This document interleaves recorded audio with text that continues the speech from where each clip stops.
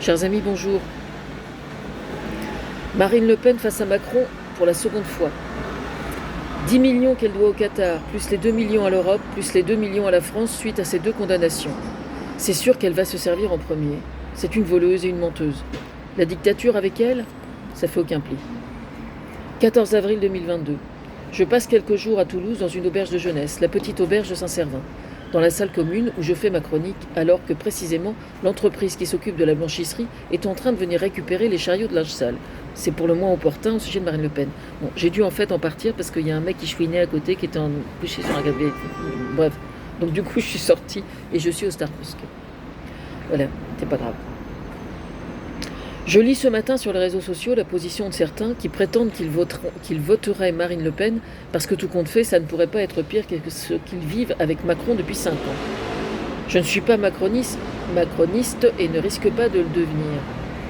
J'aime mes enfants et je vis dans un pays où on jouit encore quoi qu'en pensent certains, où s'il apparaît que certaines libertés puissent être menacées, on l'a vu au moment du Covid, on reste extrêmement loin des dérives qu'on ait pu observer dans d'autres pays où les nouvelles technologies de surveillance appliquées au prétexte du Covid ont eu pour conséquence une rétrogradation énorme des libertés. Nous demeurons encore extrêmement loin des situations que je décris là. Aussi, prétendre que l'arrivée de Marine Le Pen au pouvoir ne poserait pas de problème me semble-t-il simplement mensonger, pour ne pas dire parfaitement irresponsable. J'ai fait une vidéo il y a quelques jours sur ce qu'est ce qu'on appelle en psychologie le principe de loyauté. J'y ai expliqué en quoi ce facteur agirait obligatoirement vis-à-vis de Poutine, pour qui elle trahit, on le voit fort bien à l'image, une véritable vénération, au point qu'elle n'en est troublée, et même si elle condamne officiellement la guerre en Ukraine, soyez-en sûrs, il ne s'agit là que d'une posture pure et dure, pour appâter le chaland, comme on dit, ou si vous préférez, ça n'est que de la poudre aux yeux. Comme le reste de son programme d'ailleurs, parce que ce ne sont que des promesses qu'elle ne tiendrait jamais. La preuve, elle l'explique déjà. Pour commencer, elle lèverait les sanctions face à Poutine, ce qui aurait pour conséquence de voir Poutine gonfler le torse, et nous deviendrions alors les premiers financiers de la guerre en Ukraine.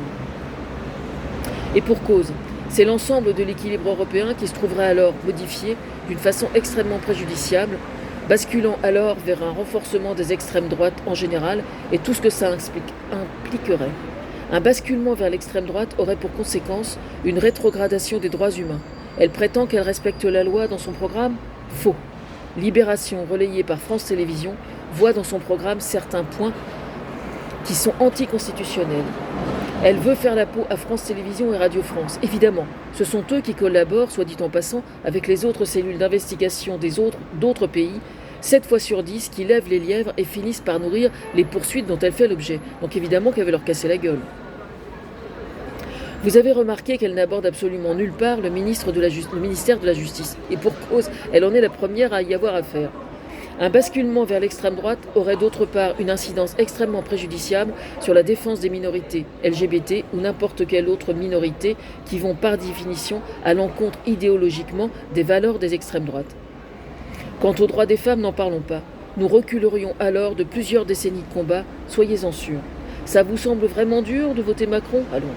C'est tellement peu de choses face au péril que représenterait vraiment l'arrivée de Marine Le Pen au pouvoir.